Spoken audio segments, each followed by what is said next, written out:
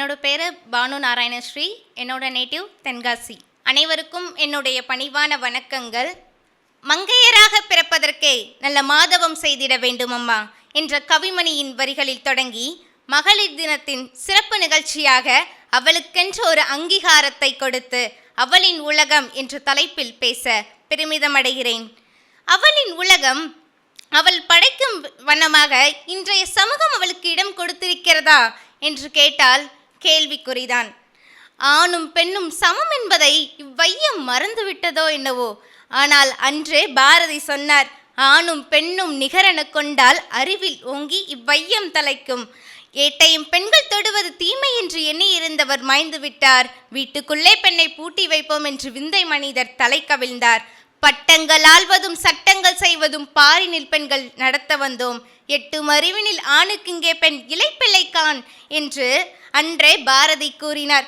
அதைவிட ஒருபடி மேலே போய் திருவள்ளுவர் திருக்குறள்ல அறத்துப்பாலில் பெண்ணில் பெருந்தக்க யாவுல என்ற வினாவை எழுப்பி பொருட்பாலில் பெண்ணே பெருமை உடைத்து என்று பதிலை கூறி காமத்துப்பாலில் பெண்ணில் பெருந்தக்கது இல் என்று கூறிவிட்டார். பெண்ணை விட பெருமையானது ஏதுமில்லை என்கிறார்.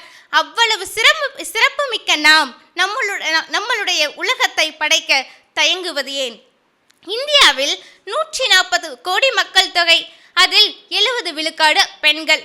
மீதம் இருக்கும் 70 விழுக்காடு ஆண்கள் கூட பெண்கள் பெற்றுக் கொடுத்த சீதனம்தான் என்று இந்த சமூகம் மறுப்பது ஏன்? இந்தியாவில் மக்கள் தொகை 140 கோடி, 70 விழுக்காடு ஆண்களும் பெண்கள் பெற்றுக் கொடுத்த சீதனம் என்று சமூகம் மறுப்பது ஏனோ தெரியவில்லை. அதனால தான் என்னவோ கருவறை முதல் கல்லறை வரை பெண்கள் அவளின் உலகத்தை அவள் படைப்பதற்கு சட்டங்கள் பல ஏற்றப்பட வேண்டியதற்கு. போக்சோ சட்டம், பெண் சிசு கொலை தடுப்பு சட்டம், பாலியல் பலாத்காரம், ஈவ் டீசிங், செக்ஷுவல் ஹராஸ்மெண்ட், வரதட்சணை, பெண்கள் தன் பிறந்து வளர்ந்து வாழ்ந்த வீட்டை விட்டு கணவன் வீட்டில் வாழப் போவதற்கு கொடுக்கும் தட்சணை, காதலிக்க பெண் தேவை, கட்டியணைக்க பெண் தேவை, கட்டிலுக்கு பெண் தேவை, சோறு சமைக்க, வீடு பெருக்க, குஞ்சி குலாவ பெண் தேவை, குழந்தை பெற பெண் தேவை. ஆனால் குழந்தை மட்டும் ஆண் வேண்டுமாம். இதுதான் இன்றைய சமூகம்.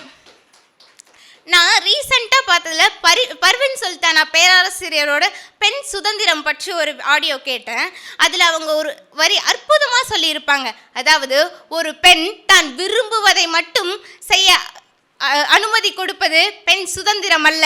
ஒரு பெண் எதை செய்யக்கூடாது என்று நினைக்கிறாளோ அதை செய்யாமல் இருப்பதற்கான அனுமதி கொடுக்க போதுதான் பெண்களுக்கான முழு சுதந்திரம் உண்டு என்று அவர் சொல்லியிருப்பாங்க. அது ரொம்பவே நல்லா இருக்கும். அதாவது, இந்த சமூகத்தில் 4 பேர் 4 விதமாக பேசிடுவாங்க. இந்த சமூகம் என்னை எப்படி பார்க்கும் அப்படின்ட்டு உன்னுடைய கனவுகளை நீ தொலைத்து விடாதே. எழுந்து வா பெண்ணே, உன்னில் இருக்கும் அவளின் உலகத்தை உலகுக்கு கூற. தடைகளை தாண்டு, தடுப்பவற்றை உடைத்தறி, தடமாறாதே, தடுப்பவர் எவருமில்லை. நீ எழுந்து வந்தால் தடுப்பவர் எவருமில்லை, தடுத்திட எவருக்கும் துணிவுமில்லை. முன்னேறு முழு மூச்சாய், வா பெண்ணே, உன்னுள் இருக்கும் அவளின் உலகத்தை உலகுக்கு எடுத்துரைக்கவா. இறுதியாக என் வாழ்க்கையில் உள்ள 2 பெண்மணிகளை பற்றி நான் பேச ஆசைப்படுகிறேன். என்னுடைய பாட்டி இப்போ உள்ள காலகட்டத்திலே பார்த்தீங்கன்னா எப்படி ரெஸ்ட்ரிக்ஷன்ஸ் இருக்குன்னு தெரியுது. ஆனால் இவங்க சுதந்திரத்துக்கு முன்னாலேயே பிறந்திருக்காங்க. அந்த காலத்தில் பெண்கள் படிப்பதே ரேர் தான். அப்படி இருக்கும்போது அவங்க என்னுடைய பாட்டி அவர்கள் படித்து வேலை பார்த்து தன்னுடைய தங்கைகள் அனைவருக்கும் திருமணம் முடித்த பின்னரே அவர் தனக்கென்று ஒரு உலகத்தை படைத்து வைராக்கியத்துடன் இன்று ஆசிரியராக பணியாற்றி அவருடைய உலகத்தை ஒரு அற்புதமான உலகமாக படைத்து கொண்டார். இன்னைக்கு எங்ககிட்ட நான் உங்கள் பாட்டி கிட்ட தான் படித்தேன் அப்படின்னு சொல்லும்போது எங்களுக்கெல்லாம் கேட்க ரொம்ப பெருமையாக இருக்கும். அம்மாவுக்கு திடீர்னு வயிறு வலி வந்துடுச்சு, என்ன பண்ணன்னு தெரியல. பக்கத்தில் உள்ள மெடிக்கலில் கொண்டு போய் அங்கேருந்து டாக்டர் வராங்க, ஊசி போடுறாங்க. அதுக்கப்புறம் அதுவும் கேட்கல, உடனே ஹாஸ்பிட்டல் கூட்டு போகிறாங்க. அங்கே டாக்டர் என்ன தெரியுமா சொன்னாங்க? கிட்டத்தட்ட அவங்களுக்கு வந்தது பிரசவ வலிக்கு இணையான வலி. அவ்வளோ கஷ்டப்பட்டு என்னுடைய அம்மா எங்களுக்காக இருக்கிறாங்க. அதே போலயே நான் கேட்டதை எல்லாமே வாங்கி கொடுக்குற அப்பா, தம்பி, என்னுடைய அக்கா இவங்கெல்லாம் இருக்கும்போது என்னுடைய உலகம் தனித்துவமாகும் என்பதில் எந்த ஒரு ஐயமும் இல்லை. அதற்கு இந்த ஒரு மேடையும் படிக்கட்டாக அமையும் என்பதில் எந்த ஒரு ஐயமும் இல்லை. உங்களுள் இருக்கும் அவளின் உலகம் அவ்வளவுதான் என்பதும் அவளுடைய உலகம் அழகாக மாறுவதும் உங்கள் கைகளில் என்று கூறி விடைபெறுகிறேன். சுடும் வரை நெருப்பு, சுற்றும் வரை பூமி, போராடுபவனே மனிதன்.